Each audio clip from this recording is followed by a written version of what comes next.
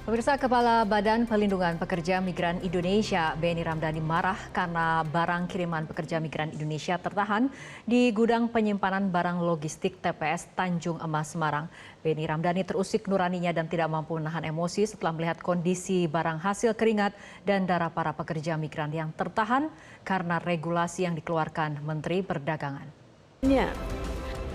Jelas dengan fakta-fakta yang saya temukan, saya menyampaikan protes keras terhadap peraturan yang dikeluarkan oleh Menteri Perdagangan. Anda bisa bayangkan, PMI ini adalah anak-anak bangsa yang bekerja ke luar negeri, membantu pemerintah mengurangi angka pengangguran, satu. Kedua, dari hasil gajinya itu disumbangkan pada negara. Mereka ini penyumbang devisa terbesar kedua pada negara ini. Setelah sektor migas, 159,6 triliun disumbangkan PMI kepada negara ini.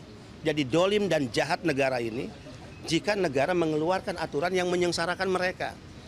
Kita lihat bagaimana makanan dikirim, bagaimana barang-barang, pakaian, ya celana, baju, apapun dikirim oleh PMI dan itu dibeli ya dari uang yang ditabung bertahun-tahun dari hasil keringat dan darah mereka bekerja di luar negeri. Untuk siapa? Untuk dikirim ke ibu bapaknya, kirim ke keluarganya, suaminya, istrinya, anaknya.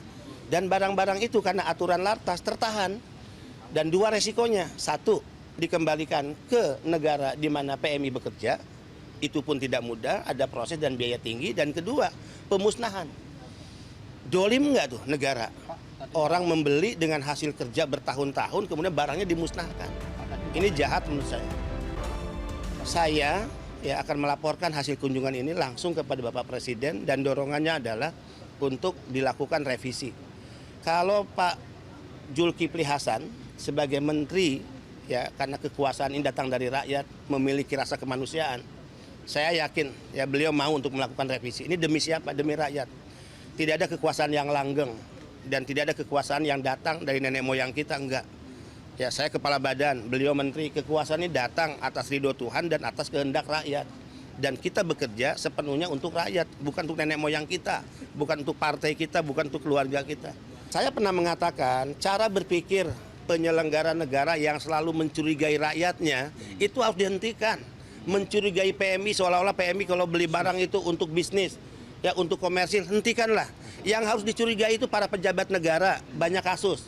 Berangkat ke luar negeri, belanja, barangnya diselundupkan lewat Garuda misalnya. Itu kan ada kasusnya, mobil mewah, kemudian sepeda mewah.